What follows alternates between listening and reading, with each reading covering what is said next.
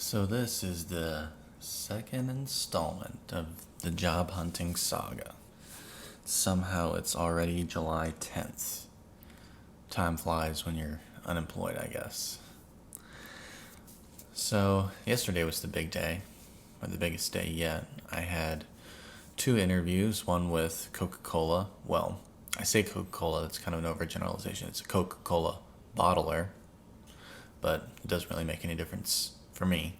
And the other one was with USIC. So it's a company that primarily goes to construction sites before they break ground and scans the ground to make sure there's no underground gas pipelines, telecom lines, power lines going underground, and then marks them so that when construction starts, those lines aren't cut or busted and things like that. So the first one was with USIC. Well, I feel like both of them went pretty well.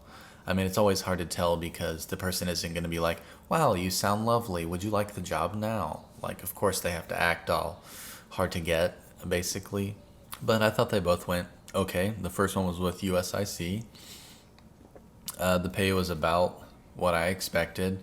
So he said, well, what were you expecting? And I said, well, between 20 and 25 an hour. And he said, well, I can tell you right now, you don't have any experience doing this job, so it would be very hard for me to justify anything more than 15. I was like, okay. But in my head, I knew there was going to be mandatory overtime all of the time, so my weeks are going to be like 60-hour weeks. So 60-hour weeks at 15 an hour, post-tax, is about 40 grand a year.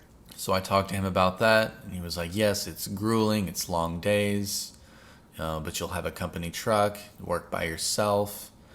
The work itself isn't that hard. And I was like, yeah, that's true, it's true. It started out not being my first choice, but it's kind of drifted into being my first choice for reasons I'm about to explain. So that went well. That was all of like 15 minutes.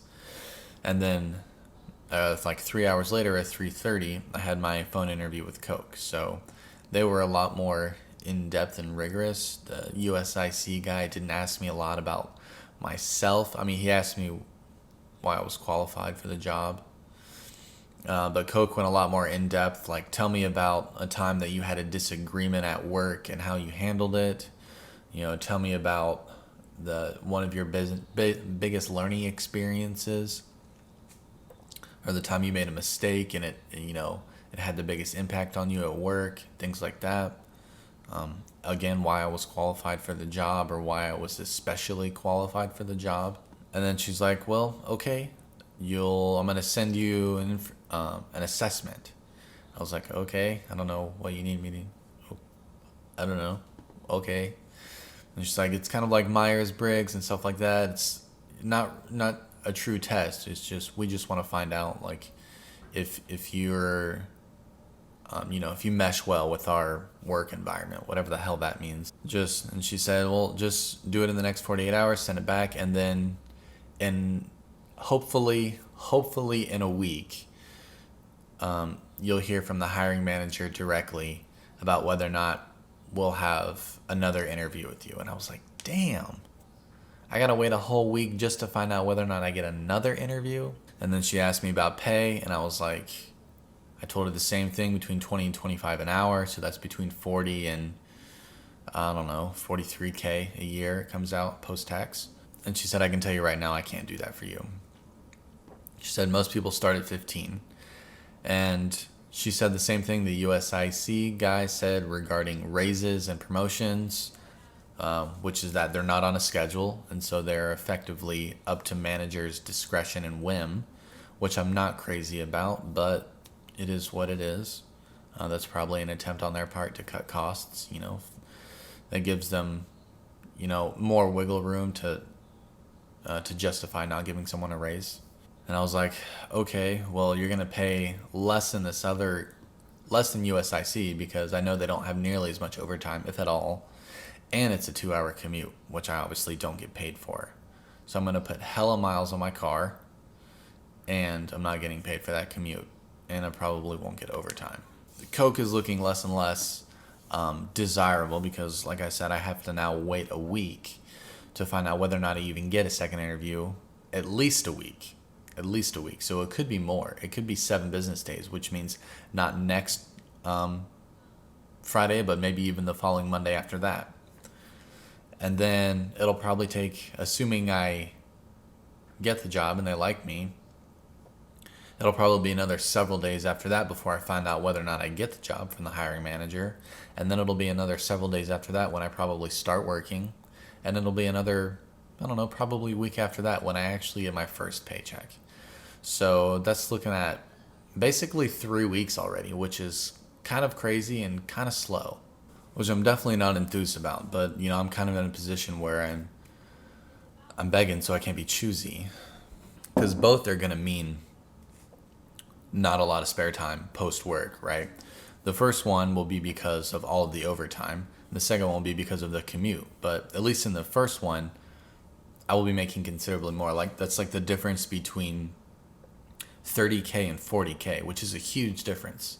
That's a much bigger jump. That's a 30% jump compared to something like 60K to 70K or 70K to 80K. That's a huge difference and a huge standard of living difference between 30K and 40K. And we can live extremely comfortably on 40K plus what Anna makes, which is, I don't know what she makes as a grad student. I think it's about 12 to 1600 a month. So maybe that comes out to 20K a year for her and 40 for me, 60K. We live very easily on that. But anyhow, that's like a whole video just about budgeting. But so Coke is looking less and less desirable. The first job is looking more desirable with respect to Coke, even though it will be a lot of driving in a company car, granted. But I will be by myself and I will be outside. And I love the weather up here, so that's great. I don't mind sweating, not a big deal. And then yesterday afternoon, the universe kind of threw me a bit of a bone, which was a really nice way to end my day. Because I was feeling really frustrated after the Coke interview, and I was like, man, I can't believe I have to basically wait another several weeks just to know. Because I can't just not submit applications in the meantime. I got to continue doing that as though I'm not going to get the job at Coke because I can't hedge all my bets on it. That's kind of dangerous. So I got on. I was just kind of pissing around Indeed and just looking at jobs and not really paying close attention to them. And one came up, and I scrolled past it, and I was like, wait a second. That looks kind of familiar. And I scrolled back down, and I was like, why does that company name sound familiar? Oh. So I'm not sure if I mentioned it in the previous video, but when we were in the process of moving and the week up to the point that we moved, I was in communication with a company down here that does soil and water testing. And their laboratory, their office, is less than a mile from me. I could almost walk there. Actually, I could literally walk there. And I talked to the laboratory manager, and I was like, hey, I would love to work for your company if you have any openings, because their website said, we don't currently have any openings, but please send us your resume. And I was like, okay, this probably won't amount to much. And she was like, thanks for your enthusiasm, and all this good stuff, but we're not hiring right now, but I will keep you in mind. And again, in my head, I was like, probably won't amount to much. And then yesterday, I'm scrolling through Indeed, and I see this company. I don't want to dox them, but this company pulled up, and I was like, oh, no kidding. And it was for the position that I originally wanted.